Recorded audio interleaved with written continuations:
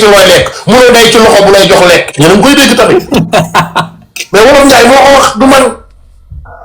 mais course comme commercial fu mu daanelee sànq mooy gars yi seen plateau boobu ñu defoon ci Mongolie. waaw xam nga NTA ñoom ñett lañu pour man ñoom yu bëri dañ koy def tamit xam nga pour mu am point quoi pour gars yi wax ci coow li jóg parce que plateau boobu man seetaan naa ko ba mu jeex. foofu docteur Jules ngeen saraxe. non déglu non docteur Jules amul rek. non dawaay bi nga sox ko sa kanam bu ndaw. docteur Jules lu ma garaaw la coach. non coach Ndiouga may mo ñu après ñu ñëw.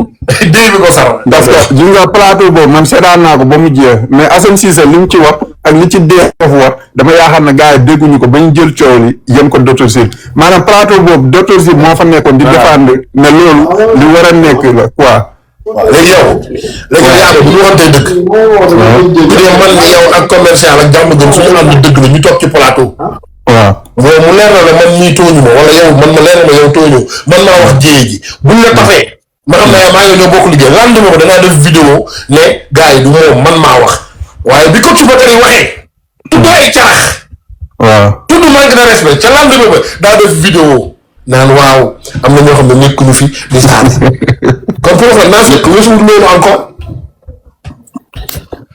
ma ngay war a défendre da ngaa war a défendre sa partenaire bi ngay joobal te pourtant sa partenaire boobu dañ koy taf nga gis saaga ndey Jules musul wax dara ci làmb pour nit ñi di ko saaga tey jii surtout Jules bu ñu naan nangam sax parce que day ñëw di indi ay cas ci plateau bi maanaam seen plateau boobu mun naa dem plateau wu jëmbóori. non mais seen plateau bi course xam nga lan la kii bi yenoon nii kii day yenu ne dootul si tamit des fois mu ñëw wàcc fi ay bombu. waaw kon nañ accepté rek kon ñoom it buñ leen commentaire nañ accepté wala tax moom coach Bakary ne fi ñu koy saaga man may accepté ñoom te ñoom kenn du leen saaga mais dañ naan leen yéen li ngay def baaxul ñu commencé mer pour lan. mais buñ demee lu baaxul gars yi wax leen ko parce que tey ñoom alpha buñ indee apport lu si ëpp financièrement si ñoom la jëm. affaire yi daa yomb di. wala le problème.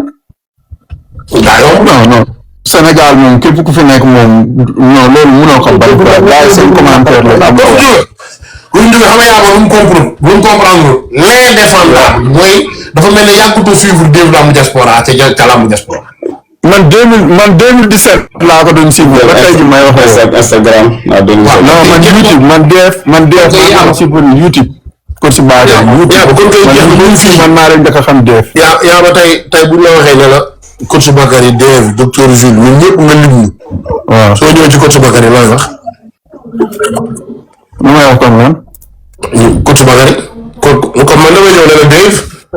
ay détails lay bëgg di indi ci kaw table bi. détails yoo xam ne.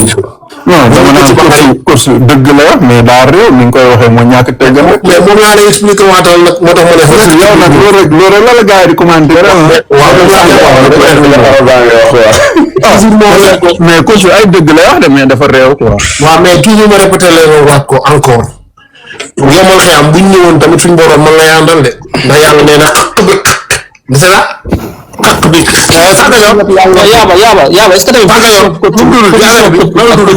bokk la quoi. xaq ba xaq xaw ma xaq la bokkuñu xaqal kaanoo war a mën a xurxat nu nga xam ne wutul xaraa mara war a xurxat nañ ko quoi. nu mu tudd affaire bi nu mu tudd. kat gaa yi ci suuf de dañ lay dagg de soo laalee non problème ma dagg dama ko mënuma ko moo tax may laajte damay jàng man amu problème boobu nañ ma dagg xuxul xaara wala xuxan xaar walaw ak waaw walaw kaara bu naan yow bi mënoo ko de yow di yàgg bu koy dégg bu wala waxal dëgg doon na xulu xaq non xulil xaq.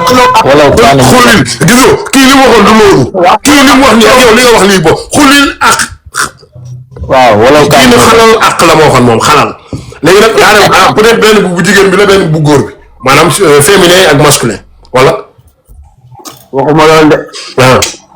parce que yaa war a nuyu monsieur Dere quoi yaa ñëw si ci non course kay fu ne nii bàyyi ko mu wax ay waxam ba. yaa ma daa doon sécurité non yow course kay kenn mënu ci moom dara course li mu wax rek ay dëgg de.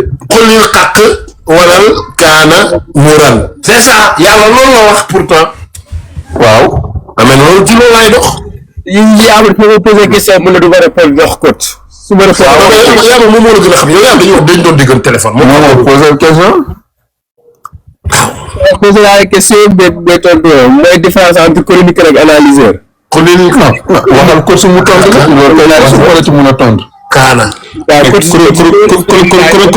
chroniqueur moom mooy commenté fee rek léegi analyser moom mooy nga dugg affaire en profondeur ak analyser waaw.